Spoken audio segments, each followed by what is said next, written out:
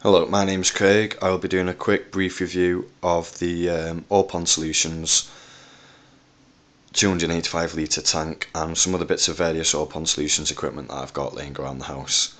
This is mainly for the benefit of some of the guys on UK APS, because a couple of them have asked, so here we go. I'll start off with this tank in this unit that I've just purchased. Basically it's a 285 litre, just over 4 foot tank, and it comes equipped with a 4-bar T5 light unit, the stands for it, and obviously the stand for the tank as well. I'll move in and start from the top and work my way down. The light unit is actually a very nice bit of kit.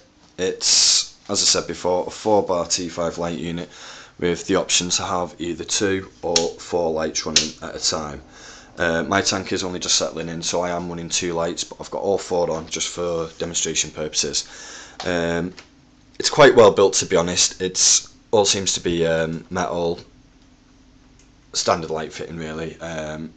It's nothing's cheap, nothing's plasticky on it. That's the first thing I like about it. The stand that holds it in is quite nice as well.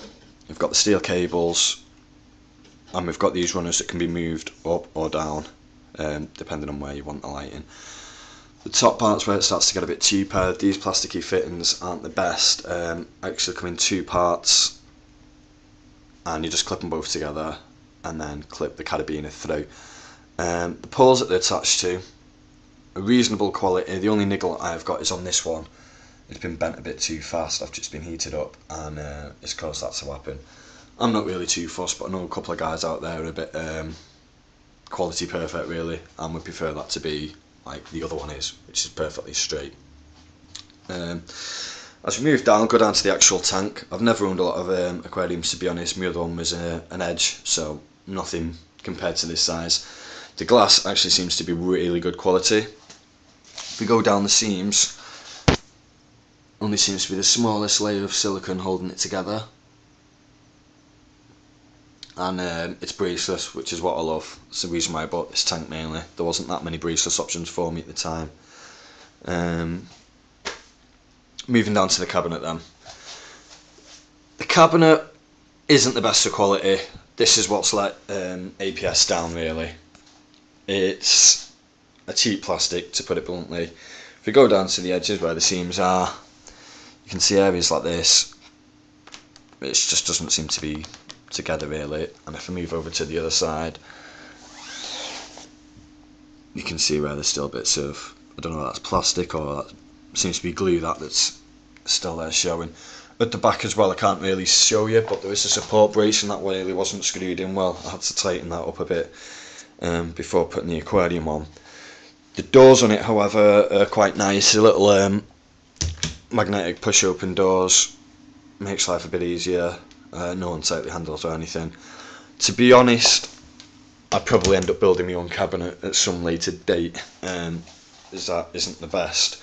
While I'm here, I've also got the old light unit that I was planning on using on my old tank. This one yet again is from All Pond Solutions. It's a 2T5, I think they're 54 watts a piece inside that.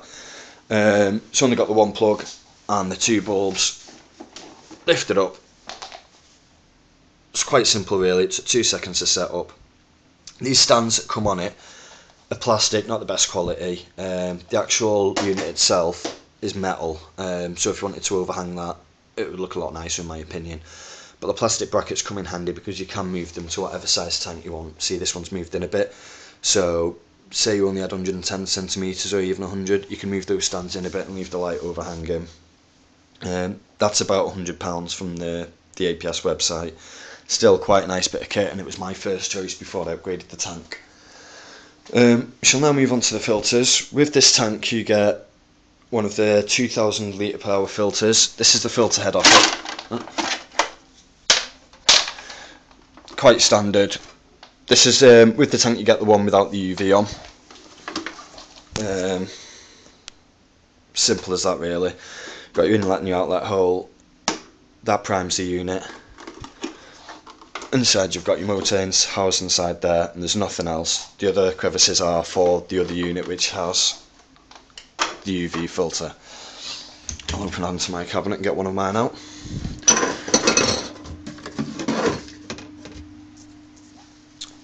Lunar Jetman off UK APS wanted to know how quiet these things are. I've never really had any other canister filters, but in my opinion they're quite quiet. As you've heard during the review, I've had two of them humming away at the back. I will turn one of them off now just to get a rough idea of what one of them sounds like by itself. That's the left one off. That's the right one running, and I'm about half a metre away from it. As you can hear, it's quite silent. I don't know your opinions, but that's in mine. With the cabinet door shut.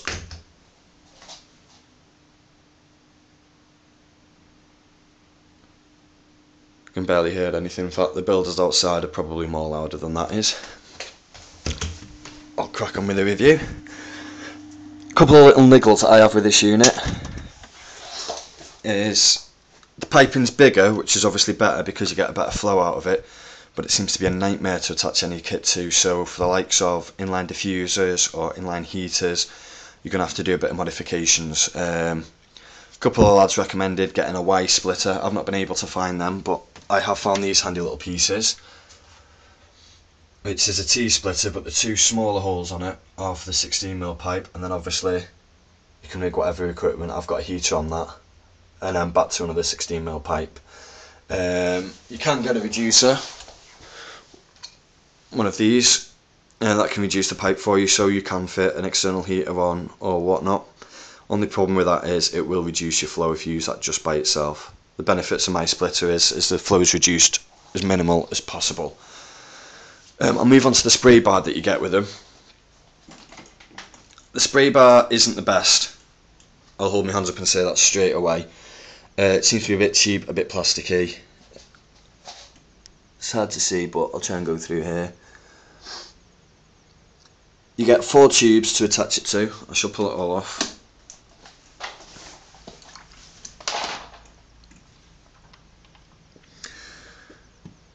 That's it there, that's with 3 tubes on. You do actually get 4 tubes on, so it can go a bit further. You do actually get piping with this tank that makes it look a bit sexier, should I say, when connecting it all up. The only problem that I've had is the way that the piping's rigged is it will come up near where this chrome pole is, so I wouldn't really get full coverage with my 2 pumps if I was to decide to use that. However, I will show you. Basically, this is the inlet bar for it, and it basically hooks over the back of the tank, obviously on the other side. Sorry, I can't get far enough away with my phone. It'll hook over the lip of the tank. The pole goes through a specialised hole in the back of the cabinet so you can't see it, and the other pole comes over at the front. That would be the intake for it.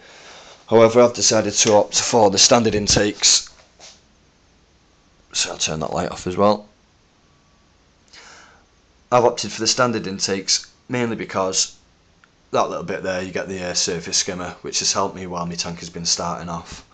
I do apologise about all the crud on top, that's because I've just turned that filter off for the time being. Right, inside the pump, I'll get this out quickly. Dead easy, you've got a quick release lever. Lift that up. I'd only lift it out a couple of millimetres first because you'll hear the water gushing out. If you lift it up too fast like I've just done, you do get a bit dripping out. Nothing to tell. So once you've actually got it out and shook it dry, it stays, nothing else comes out. This unit here, as you can see by the different layout on the top, is one of the UV units. That one there fits on the bottom, but that's just a standard one without the UV. I've just gone for the UV because for the sake of a tenner, you can't really go wrong, can you?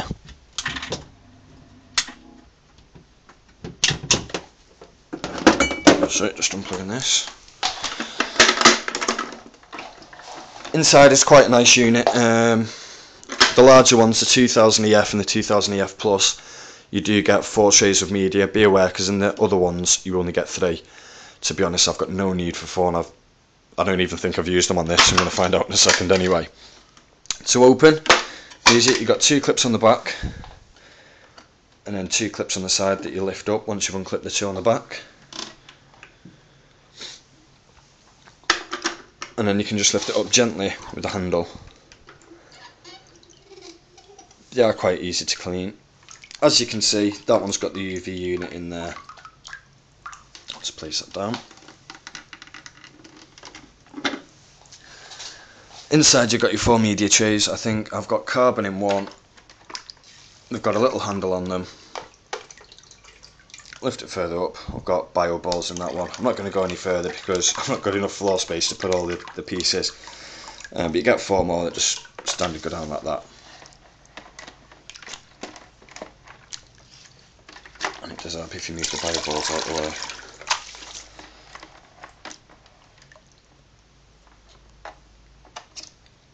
Right, that is basically my review on some of the equipment that APS has to offer.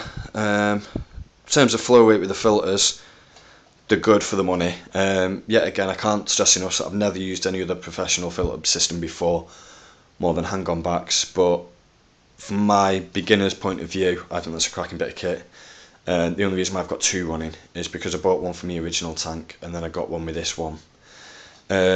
Problems, I will give everyone a heads up, I did have a problem with the with the first UV unit that I actually bought, which is still all plugged in.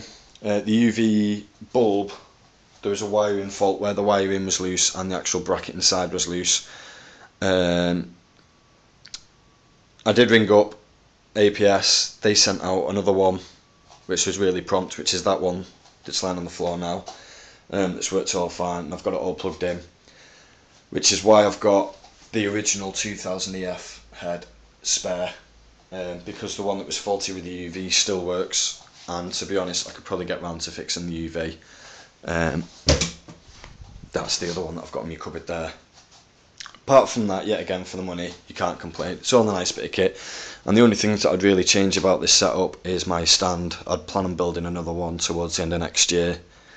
Apart from that, I'm happy with the lights, I'm happy with the filters, I'm happy with near enough everything else, to be quite honest. If anyone's got any problems or if anyone wants to know more information, my tag on UK APS is crazypada3165. Just feel free to send me a PM or ask me about that, or ask me again on my YouTube channel, which I believe is crazypada3165 again.